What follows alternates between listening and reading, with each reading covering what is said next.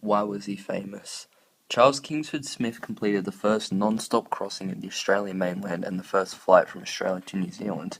In 1930 he flew 16,000 kilometres single-handedly and won the England to Australia air race, and also he was the first to cross the Pacific from the United States to Australia, which he did in 1928. In the Southern Cross, a Volker FV-II free air monoplane. The Southern Cross was the name of this particular aircraft. The flight was in 3 stages, from Oakland, California to Hawaii, then to Savia, Fiji, and on to Brisbane, where he landed at Eagle Farm Airport on 8th of June 1928.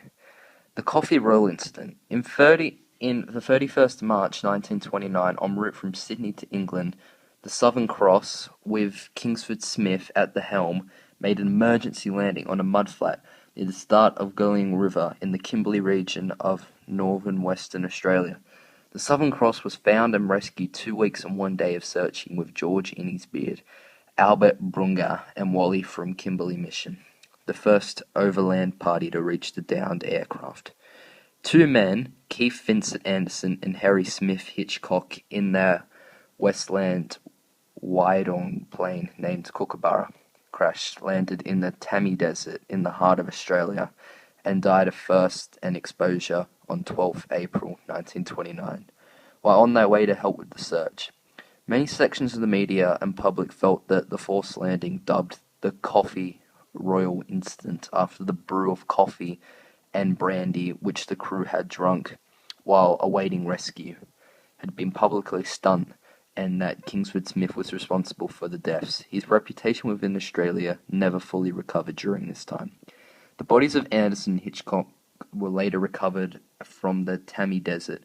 Hitchcock's body was returned to Perth for burial at Corona Cemetery, while Anderson's body was returned to Sydney. Over 6,000 mourners attended Keith Anderson's funeral.